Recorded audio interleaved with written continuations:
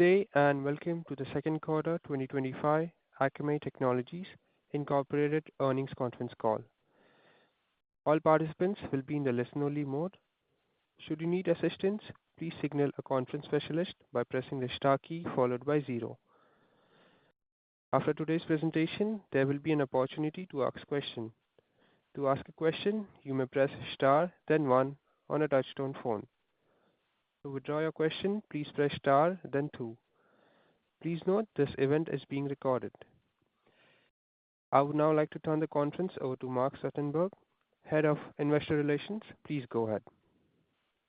Thanks, and good afternoon, everyone, and thank you for joining Akamai's second quarter 2025 earnings call.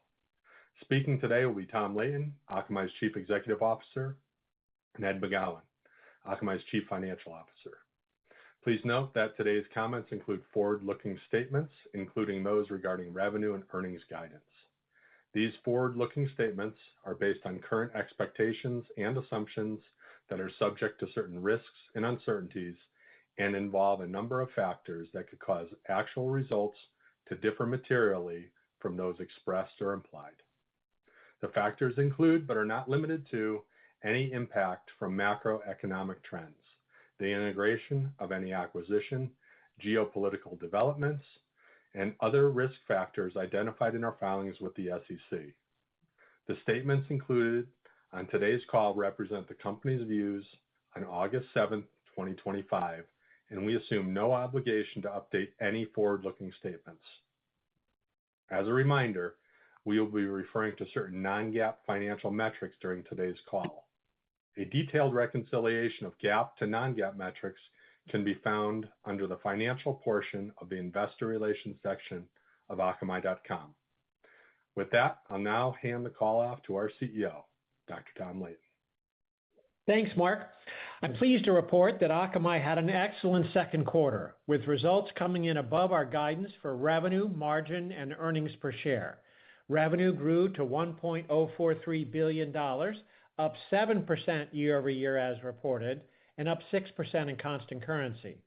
Non-GAAP operating margin was 30%, and non-GAAP earnings per share came in at $1.73, up 9% year-over-year as reported and in constant currency, and 15 cents above the high end of our guidance range. Our strong performance was enabled by the stabilization of revenue from our delivery product line, combined with the solid growth of our security and compute product lines, as we continue to reposition Akamai to take advantage of the tailwinds in these markets and the substantial opportunities associated with AI. I'm especially excited about the growth and opportunity we're seeing for our cloud infrastructure services portfolio. CIS revenue in Q2 was $71 million and grew at 30% year-over-year as reported, and 29% in constant currency. We're projecting even faster growth throughout the remainder of the year as we start recognizing revenue from some large deals signed earlier this year. As a reminder, our cloud infrastructure services portfolio consists of the compute and storage solutions that we've developed based on Linode, along with our EdgeWorkers product and the ISV solutions running on our cloud platform. It's the high-growth portion of our cloud computing product line, and it's where we're focusing our investments. Our rapid growth in cloud infrastructure services is driven in part by our customers' desire to get their compute instances closer to end users for improved scalability and performance, and by their need to reduce cost. This is particularly true for new GenAI applications, which are increasingly being used to drive real-time decisions, shape user experiences, and power operations. To attract and retain customers, businesses are developing a variety of AI-based apps and agents for personalization, support, search, inference, and other tasks. Akamai's globally distributed platform, spanning more than 4,300 points of presence across 130 countries, offers unique advantages for deploying such AI applications, bringing business logic and data to within milliseconds of end users globally, and operating at a scale that provides a petabyte per second of throughput capacity. Already, customers have deployed AI-powered applications on Akamai Cloud for tasks such as image classification, image optimization, speech-to-text and speech-to-image, chatbots, inference engines, virtual fitting rooms, to name a few. Last month, we introduced our new AI Gateway solution to customers at an event in London. This new solution is designed to address three of the biggest challenges that businesses encounter when they deploy large language models: AI that's too slow, too vulnerable to attack, and too expensive to run at scale. AI Gateway acts as a smart traffic controller that sits between users and the AI services deployed by our customers.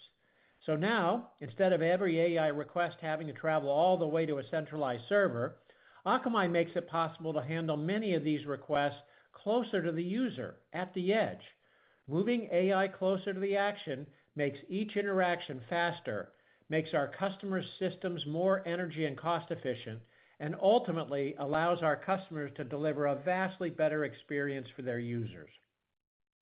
The edge is also where Akamai deploys our security solutions, including our new firewall for AI that fights prompt abuse and model compromise, as well as our bot and abuse solutions that help our publishing customers monetize their content by monitoring and controlling access by AI scraper bots.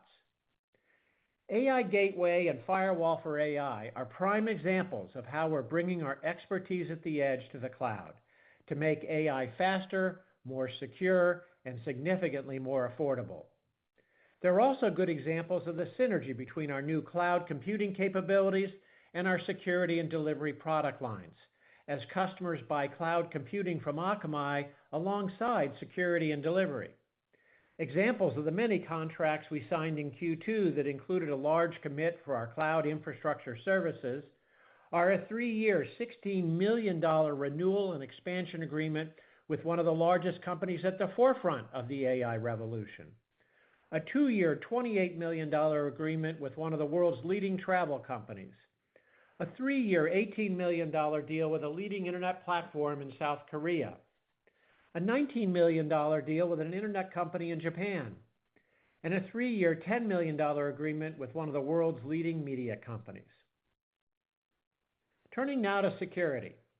Security growth was driven in part by the continued strong demand for our market-leading Guardicore segmentation solution, as more enterprises relied on Akamai to meet compliance requirements and to defend against ransomware and data exfiltration malware.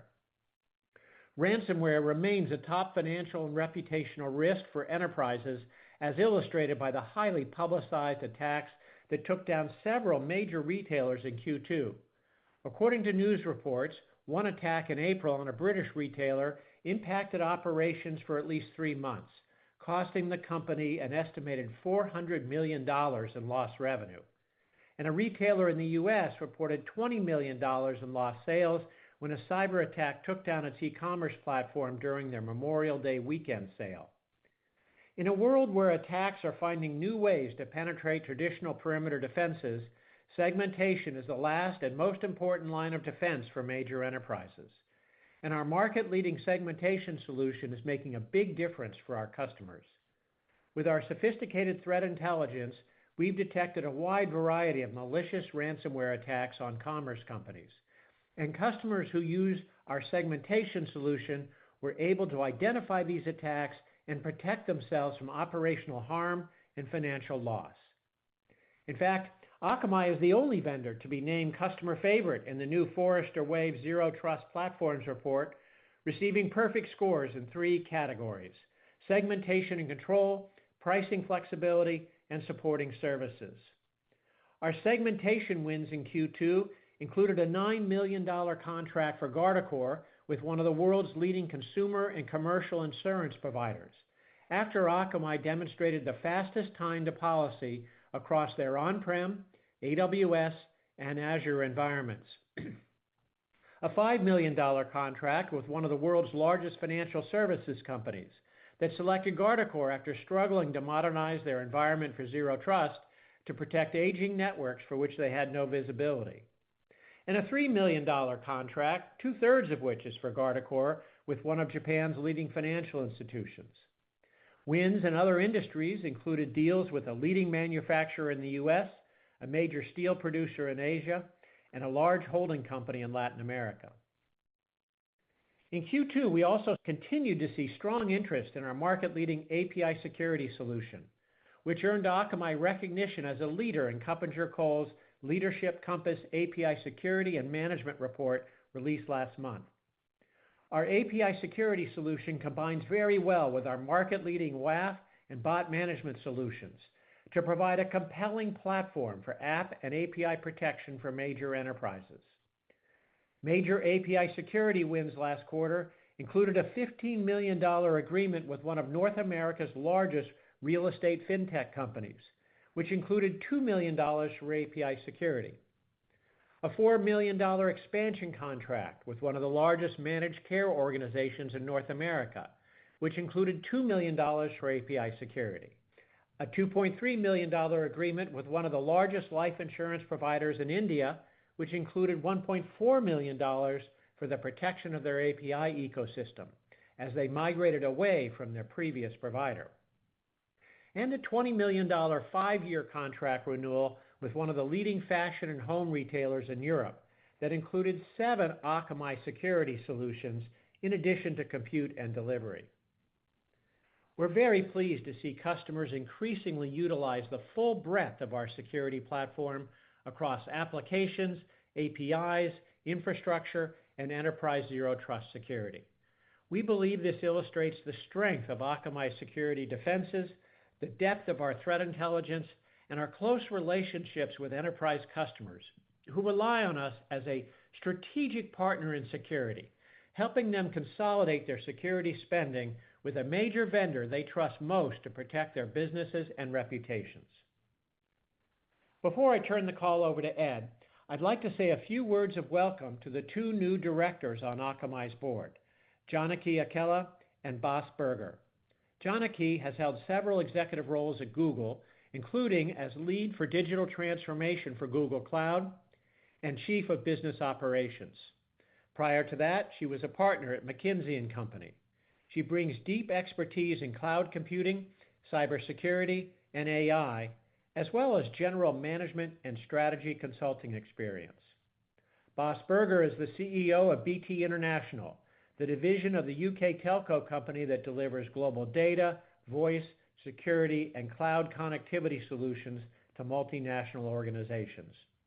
Bas brings expertise in leading complex global organizations, executing go-to-market initiatives focused on driving customer acquisition, retention, and expansion, and building strategic partnerships with major technology, infrastructure, and cybersecurity providers. Their insights and counsel will be invaluable to us as we continue to innovate and expand our cloud computing and cybersecurity offerings and advance our go-to-market transformation to best capture future growth opportunities. Now I'll turn the call over to Ed to say more on our Q2 results and our outlook for the rest of the year. Ed? Thank you, Tom. As Tom just mentioned, we delivered very solid second quarter results with total Q2 revenue of $1.043 billion, which was up 7% year over year as reported and 6% in constant currency. We also had another quarter of very strong bottom line performance with non-GAAP EPS outperforming our guidance range by 15 cents. This strong non-GAAP EPS performance was driven by a combination of higher than expected revenue, lower than expected bandwidth costs, higher interest income related to the convertible debt issuance in May, and lower share count as a result of our stock buyback activity in the first half of the year. It's also worth noting that we received an unusually high amount of bandwidth and co-location credits during the quarter, resulting in a one-time positive benefit of approximately $5 million to gross margin in the second quarter. Moving now to revenue. Compute revenue was $171 million, up 13% year over year as reported and in constant currency. Compute revenue was driven by continued strength in our cloud infrastructure services, or CIS. CIS revenue was $71 million, up 30% year over year as reported and 29% in constant currency. As Tom noted, we expect the growth rate of our CIS business to accelerate throughout the rest of this year and into next year, driven by some large contracts signed earlier this year that will start generating revenue late this year and into 2026 and beyond. We continue to expect CIS ARR year-over-year growth in the range of 40 to 45% in constant currency at the end of the year. Revenue from other cloud applications, or OCA, was $100 million, up 4% year-over-year as reported, and up 3% in constant currency. As we mentioned on our Q4 call in February, OCA includes many of our more mature compute products, such as Image and Video Manager, Cloudlets, and Legacy Net Storage. We expect the revenue from OCA to remain relatively flat quarter over quarter for the rest of this year. However, as a result of a $7 million one-time benefit included in Q3 2024's results, we anticipate that the year-over-year revenue growth rate for OCA will take a one-time dip in Q3. As a reminder, this one-time benefit was related to the release of some deferred revenue in conjunction with the expiration of a long-term legacy compute contract. Putting this all together, we remain very excited about our opportunities for compute. Based on the timing of revenue recognition for the larger deals I mentioned earlier, our compute growth for 2025 could be a little less than our goal of approximately 15% in constant currency for the full year. Security revenue was $552 million, up 11% year-over-year as reported, and 10% in constant currency. Within security, the combined revenue for API security and Zero Trust enterprise security was $67 million, up 48% year-over-year as reported, and 49% in constant currency. These results include approximately $8 million of inorganic revenue from No Name. Excluding this inorganic contribution, year-over-year revenue growth would have been approximately 32%. We continue to expect security revenue growth of approximately 10% in constant currency in 2025, and we continue to expect the combined ARR for our Zero Trust enterprise and API security solutions to increase by 30 to 35% year-over-year in constant currency for 2025. Delivery revenue was $320 million, down 3% year-over-year as reported, and down 4% in constant currency, well above our expectations. We're very encouraged by the continued improvements in both pricing and traffic growth we observed during the first half of the year. International revenue was $516 million, up 10% year-over-year or 8% in constant currency, representing 49% of our total revenue in Q2. U.S. foreign exchange fluctuations had a positive impact on revenue of $17 million on a sequential basis and a positive $8 million impact on a year-over-year basis. Moving now to profitability. In Q2, we generated non-GAAP net income of $251 million, or $1.73 of earnings per diluted share, up 9% year-over-year as reported and in constant currency, and 15 cents above the high end of our guidance range based on the items I mentioned earlier. Finally, our Q2 CapEx was $214 million, or 21% of revenue. Moving to cash and our capital allocation strategy. As of June 30th, our cash equivalents, and marketable securities totaled approximately $1.6 billion. As a reminder, during the second quarter, we used cash on hand and funds available under our revolving credit facility to fully repay $1.15 billion of our outstanding convertible senior notes that matured on May 1st, 2025. Following this repayment, we issued $1.725 billion in senior convertible notes with the maturity date of May 15th, 2033, and with a coupon of 25 basis points. As part of the offering, we incurred net cost of $275 million from note hedging and warrant transactions while concurrently spending $300 million on stock buybacks. It's worth noting that in the second quarter, we used approximately $250 million of the proceeds from this offering to pay off prior borrowings on our revolving credit facility. The net proceeds of approximately $900 million from this offering have been invested in highly liquid, marketable securities, currently yielding approximately 4% on a weighted average basis. As it relates to return of capital, as I just mentioned, we spent approximately $300 million to buy back approximately 3.9 million shares during the second quarter. We ended the second quarter with approximately $1.2 billion remaining on our current repurchase authorization. Year to date, we spent $800 million to buy back approximately 10 million shares. Going forward, our intention remains the same: to continue buying back shares to offset dilution from employee equity programs over time, and to be opportunistic in both M&A and share repurchases when market and business conditions warrant. Before I provide our Q3 and full year 2025 guidance, I want to touch on some housekeeping items. First, despite initial concerns, the likelihood of a complete TikTok ban in the U.S. appears to be less likely.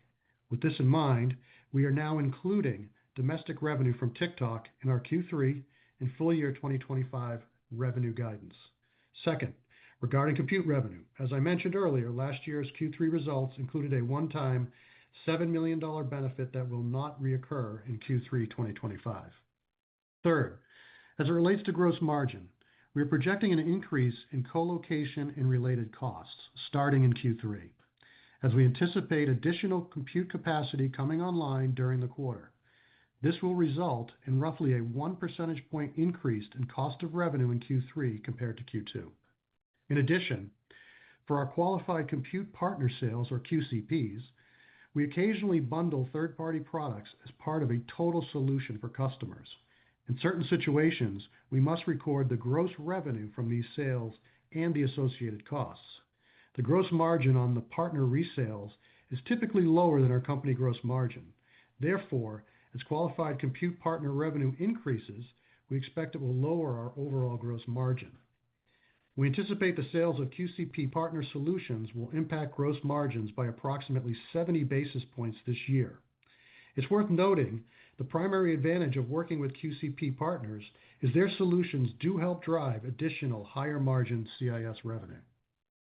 Fourth, as we previously discussed, we are investing to strengthen our go-to-market approach. We're increasing our sales rep hunting capacity to be more proactive in finding and securing new business, and we're adding experienced specialists to help support the sales of our new security and compute products. In addition, we're also growing our channel organization to expand our partnerships and open up potential new revenue growth opportunities. These investments are crucial to our long-term success, but it will take time for the incremental headcount to ramp and start delivering results. As a result, we anticipate that our operating margin in the second half of the year will be lower than in the first half. Finally, on July 4, 2025, President Trump signed into law the One Big Beautiful Bill Act. The act includes significant provisions, such as the permanent extension of certain existing provisions of the Tax Cuts and Jobs Act, modifications to the International Tax Framework, and the restoration of favorable tax treatment for certain business provisions. The new legislation has multiple effective dates, with certain provisions effective in 2025 and others implemented through 2027.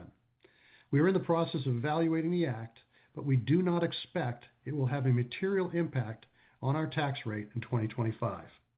So with those factors in mind, I'll move to our Q3 guidance. For Q3, we are projecting revenue in the range of $1.035 to $1.050 billion, or up 3 to 4% as reported, and up 2 to 4% in constant currency over Q3 2024. At current spot rates, foreign exchange fluctuations are expected to have a positive $3 million impact on Q3 revenue compared to Q2 levels, and a positive $6 million impact year over year. At these revenue levels, we expect cash gross margins of approximately 72 to 73%. Q3 non-GAAP operating expenses are projected to be $327 to $332 million. We expect Q3 EBITDA margin of approximately 41%. We expect non-GAAP depreciation expense to be between $139 to $141 million, and we expect non-GAAP operating margin of approximately 28% for Q3. Moving on to CapEx, we expect to spend approximately $227 to $237 million. This represents approximately 22% of our projected total revenue. Based on our expectations for revenue and cost, we expect Q3 non-GAAP EPS in the range of $1.62 to $1.66.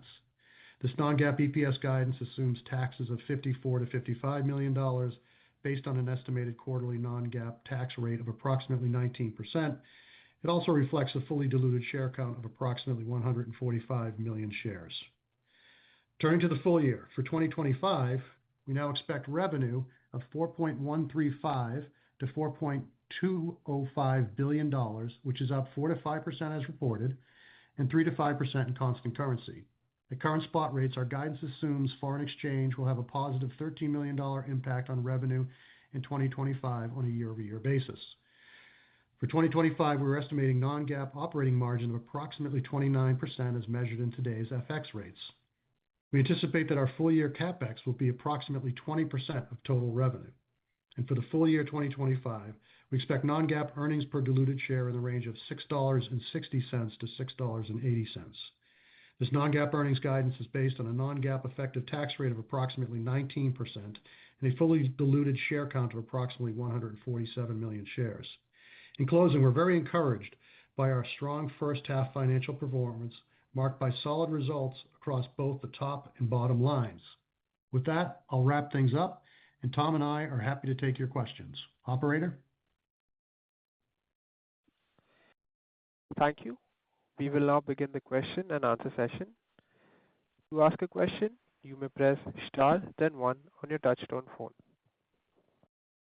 If you are using a speakerphone, please pick up your handset before pressing the keys. If at any time your question has been addressed and you would like to withdraw your question, please press star, then two. At this time, we will pause momentarily to assemble a roster.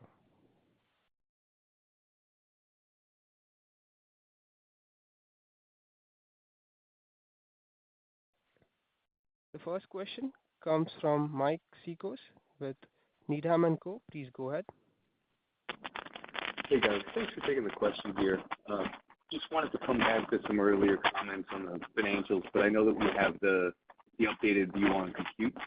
Could you just walk us through how the first half of the year transpired versus expectations and why we're indicating how calendar 25 could finish up sub this targeted 15% that we've been talking to? Yeah, I'll take the first pass at that. So far this year, compute, and particularly, cloud infrastructure services, where we're focused and seeing the really great growth, is meeting and exceeding expectations. We've signed a large number of customers at significant revenue. We are in a position, depending on when that revenue starts getting recognized towards the end of the year, would impact what our overall compute revenue would be for the year, but we do forecast 40 to 45% growth in ARR on a full year basis by year end. So a significant acceleration from where we are today, which is already doing extremely well at 30% growth on a number that, is almost a $300 million ARR. Ed, do you want to add anything to that? Yeah, I think you covered it, Tom. I mean, it really just comes down to some of the large deals that were signed this year when they actually turn into revenue. So if it's a month or two late in terms of when the customers ramp up, that may potentially, land revenue slightly below 15%. But I think the big key takeaway here is that we feel very confident with the business that we've signed up that we're on a significant acceleration path for CIS revenue. Great. Thank you very much. The next question comes from the line of John DiFucci with Guggenheim. Please go ahead. Hey everyone, this is Lauren Senskalon for John DiFucci. I just wanted to quickly touch on the delivery business. So you guys have been clear about the headwinds that you've been seeing for some time now, but it seems like the last 2 quarters we've been ahead of where the street was expecting it to be. So if we think about the competitive environment pre-pandemic and where it is now, do you think you're seeing an incremental benefit from the exit of some of your CDN peers in recent years, and some of which that you've acquired assets from? And is this just an improvement in trends, and is this a sustainable improvement in trends? Any color there would be very helpful. Thank you. Yeah, there's a substantial difference in the competitive landscape pre-pandemic and today. 4 of our biggest competitors pre-pandemic are gone. And we did pick up the contracts, the ones that we wanted from those customers. We've done a good job, upselling and cross-selling there. On top of that, the traffic trends overall, I think, are improving, and we're seeing that. So you get a combination of a little bit better pricing environment. It's still competitive, of course, but not in the crazy way it was as as four companies were on their death throes, just offering any price at all to get some business. And so as we look forward, as Ed talked about, we're looking at mid-single digits declines, and over the longer term, we want it to be stable and steady, and not see declines there. Got it. That's helpful and clear. Thank you. The next question comes from Fatima Bilani with Citi. Please go ahead. Hey, good afternoon, team. This is Mark on for Fatima. Thanks for taking the questions. Maybe just wanted to touch on CIS again. Just in regards to the large contracts you guys signed earlier this year, can you give a sense of the contract structure? Are there minimum commitments or firm demand that you see in the pipe that's really giving conviction for, on the second half growth acceleration?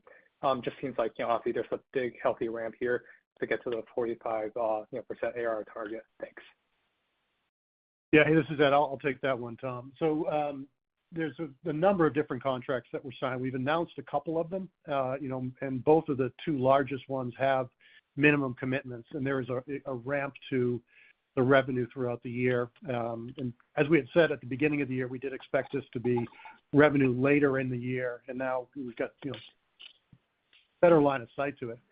But a lot of it depends on how quickly the customer will move the application and ramp it up. So we do have, like I said, very high confidence level in that revenue. There's 3 or 4 really large contracts that have been signed, all which have commitments. So we feel pretty good about that. Great. And maybe just to follow up, does the 40 to 45% ARR growth target assume only the minimum commitments, or what's sort of the building blocks here? Yeah, so the way we define the ARR, just to make it simple for investors to follow, is we just take the Q4 times 4 as an ARR proxy. So it wouldn't be the minimum commit necessarily. It would be whatever revenue that we were generating from those contracts within the particular quarter in Q4. Great, thank you.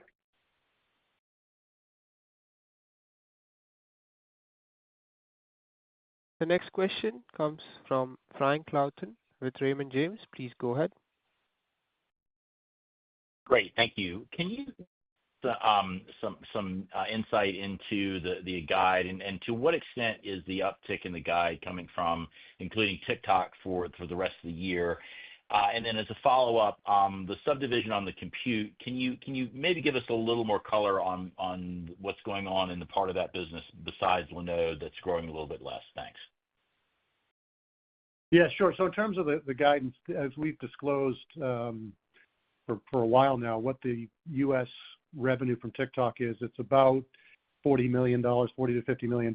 So you can assume about half of that, roughly, given that we're giving guidance for the back half of the year, is in the number. So as you can tell, the midpoint of the guide is up much more than that. So there's more to it than just the TikTok increase. It's really kind of strength across the board. And then your other question was in terms of the other cloud applications. If you go back to the last call we had where we talked about the other cloud applications and sort of broke it out for you, broke it into the different categories: image management, video management, the legacy net storage, cloudlets, apps, etc. There's a number of things going on underneath that business, some of which we are transferring some of that business to compute partners of ours in exchange for large commitments back on the compute side, and then we go to market with those particular partners. So that's going to start to come off over time, say over the next 12 to 18 months. Legacy net storage, we have a legacy platform. We had disclosed that number of around $50 million on an annualized basis. We've got a new storage platform in the Linode and compute part of the business, in the CIS business. So we're going to be end-of-lifing that business, and that business will hopefully migrate over to CIS, and as it does, we'll let you know. So we're not expecting a lot of growth. It is still growing. It's growing at 3 to 4%, but we're expecting that some of that revenue to decline over time, just in line with what we had said in the past.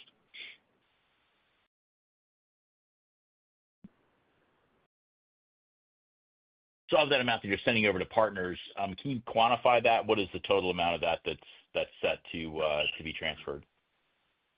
Yeah, so we haven't disclosed that. It's not overly significant. It's a smaller percentage of that total, of the roughly $100 million.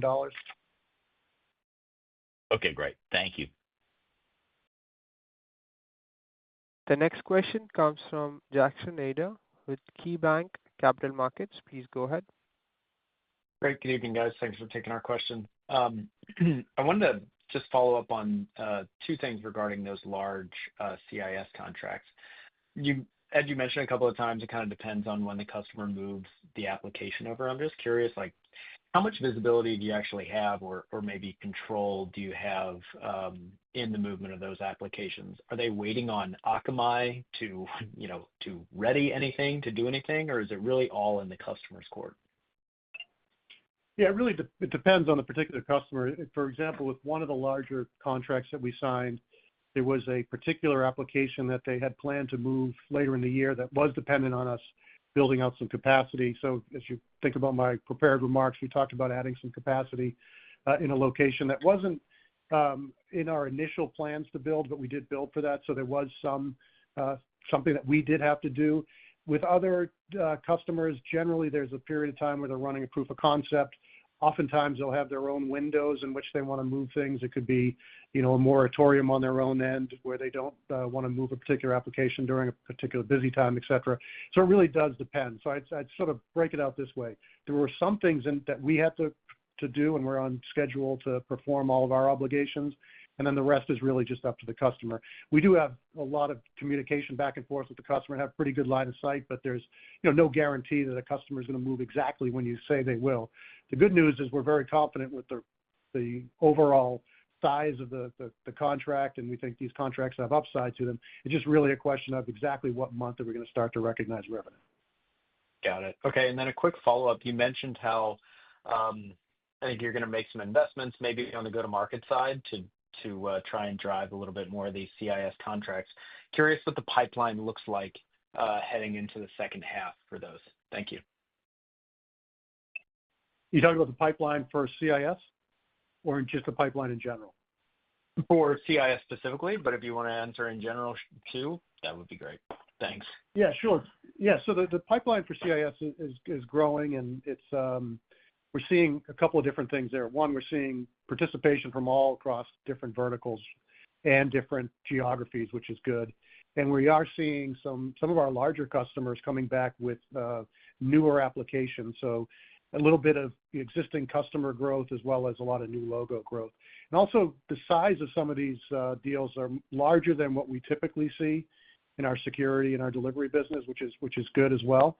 So I'd say it's a very healthy pipeline and continues to grow. And just across the business, I'd say it's fairly normal in terms of the what we're seeing from a pipeline perspective. With the only call out that I would make is API security in particular is extremely strong. We're seeing very, very healthy growth in API security and a lot of demand for API security, especially with our web application firewall customers. It's a very natural upsell motion, so we're starting to see that pipeline grow significantly and a lot of deals come in as a result as well. All right, awesome. Thank you very much. The next question comes from Jonathan Ho with William Blair and Company. Please go ahead. Hi, good afternoon. I wanted to follow up on that last comment around the security business. Can you maybe speak to what's driving the demand for both API and microsegmentation security? And maybe why are we not seeing stronger security revenue growth? I know there's some legacy security components that are tied to delivery, but just wanted to maybe parse this a little bit and help us understand how the other two segments are performing. Yeah, there's a lot of greenfield in both API security and microsegmentation. And, customers are now realizing they need to have security solutions there. Most major enterprises literally have thousands of APIs exposed, and they don't have a good handle on what they are and what the vulnerabilities are. And that's what we provide, the visibility and also the security. And we have the market-leading solution to do that. And so there is a lot of demand. The same thing for microsegmentation, in some sense, even more important. The attack rates have gone up. The successful penetrations have gone up quite a bit. The damage from ransomware, as we talked about on the call, is extraordinary, incredibly expensive. And again, we've got the market-leading solution. and with Guardicore. And so we are seeing, very strong demand there and strong growth. And off a, non-trivial number, we're looking at 30 to 35%, ARR growth coming off, over $250 million ending last year. And so, yeah, good reasons for the demand. And of course, you think about the impact of Gen AI, one of the sort of bad impacts in general is that it really aids the attackers. And so I think that's part of why you're seeing so many more penetrations today. And microsegmentation is your last and best line of defense. And we've got an exceptional track record of protecting our customers there.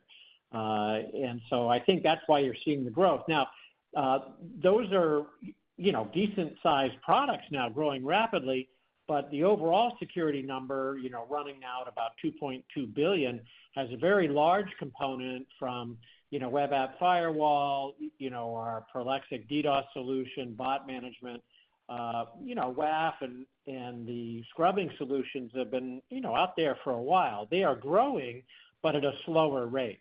And so you have a slower rate of growth on, a good sized chunk of the $2.2 billion. And so that's why you don't, see security as a whole growing, at 20 or 30%. It's growing in double digits, but, we're looking more like 10% for now. Now, as you see API security and microsegmentation get bigger, then that 30% plus growth rate has more of an impact on the whole number. Great. And maybe just as a follow-up, with your AI commentary, what kind of opportunity are you seeing there, and how do your solutions maybe compare with some of your major competitors, that are, really focusing on, AI security and infrastructure? Thank you. Yeah, so, we have a leading capability, very early days, of course, for AI firewall. Now, of course, the first thing, there's a lot of new applications out there which need regular security protection, API security and web app firewall. And so that's helping, certainly the AI security business. But firewall, AI in particular, needs extra firewall capabilities to keep adversaries from successful prompt injection attacks, to keep the AI from doing something that it's not supposed to do. And so we developed a very compelling capability there, just released. It's very early to market, and very good interest. Strong, dozens of proofs of concept underway now, and very positive customer feedback. And so it's really it's unique in the marketplace to protect the customer facing, the user facing AI application against those kinds of attacks. The next question comes from Sanjeev Singh with Morgan Stanley. Please go ahead. Hi, guys. This is John Eisenson on for Sanjeev. Thank you for taking my question. Great to see the solid results this quarter. And sorry if I missed this, but can you talk about how much Edgio contributed to your revenue in the quarter, and how that's tracking relative to the $85 to $105 million range you gave previously? Thank you. Yeah, this is Ed. So it gets a lot harder to track the exact contribution from Edgio, just given that there's a lot of customer overlap. So as you have some of your larger customers that are growing, we saw great traffic growth in video and software download, which drove upside in traffic. Hard to say how much of that's related to Edgio versus what's related to Akamai, but I would say in general, the Edgio acquisition is tracking just as we had hoped, and obviously just the category of overall delivery is doing better. So you could probably assume we're doing a little bit better, kind of on the higher end of that range, perhaps. But we're also starting to see some upsell of some of the new customer logos that we acquired as well. So I would say the thesis that we had in doing that acquisition is playing out just like we had hoped. We are seeing better trends in the industry, as Tom mentioned, both with pricing and with traffic growth. So again, I don't have an exact number for you because it gets very hard to track the exact number, but I'd say it's tracking along just as we had hoped, maybe even a little bit better. Understood. Very helpful. Thank you. The next question comes from Jeff Van Rhee with Craig-Hallum. Please go ahead. Hey, Tom, Ed, this is Daniel Hibschman on for Jeff Van Rhee. Just On the delivery, another great quarter, and another question on that. Just to set the stage, I think on delivery, we haven't had a sequential growth quarter, other than obviously Q4's, show growth seasonally, but we haven't had outside of Q4 as a sequential growth quarter since, as I see it, Q2 2020. So, now Q1 25, Q2 25, we had two sequential growth quarters. Really great to see that trajectory, very, very different from what we've seen for years, and trying to understand a little bit better. I mean, I assume on Q1 25, you have a full quarter of Edgio, so that's the driver. But for this quarter, is there anything about Edgio leading into Q2 and organically that's benefiting the quarter? I mean, anything in terms of the market landscape in a really a more significant way to call out, or is there something one time about what we're seeing here? Yeah, so I'd say it's a couple things. One, it's not an Edgio one-time item or anything like that, because you're correct. We migrated that traffic very, very quickly. So that was one of the benefits of that. We were able to migrate that over very, very quickly in the first quarter. Actually, by January, mid-January, we're done. So you don't have any sort of inorganic contribution per se related to Edgio. If I look at the traffic growth, that was surprising to us. It was higher than expected and not quite back to what we used to see sort of pre-pandemic, but much healthier traffic growth. And it was across a couple different verticals. And I called out software download and video is the biggest category of traffic. So that was good to see. And then, we do track a pricing metric where we look at our overall pricing as a whole, looking at our traffic revenue over our traffic, and that has continued to moderate. It's still declining, as Tom mentioned, but it's not declining as rapidly as it has. And those are the two ingredients you need for a healthier delivery business. So, it could be, just the industry in general is going through, a better time in terms of, popularity of content, that sort of thing. There is a little bit less competition out there now, obviously, but I'd say it's more of a healthier market than we've seen in the last, say, year or two. Thanks, Ed. The next question comes from Rudy Kissinger with D.A. Davidson. Please go ahead. Hi, thanks for taking my question. This is Andres Miranda for Rudy. I just have a quick one. What would have been compute revenue growth if we adjust for the headwind from the legacy compute revenue that you guys transfer to partners? Is that something you can quantify for this quarter?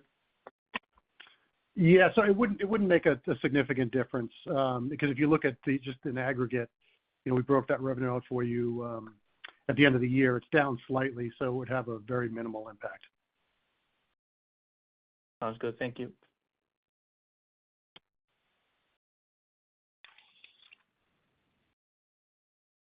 Thank you. This concludes our question and answer session. The conference now has concluded. Thank you for attending today's presentation. You may now disconnect. Thank you.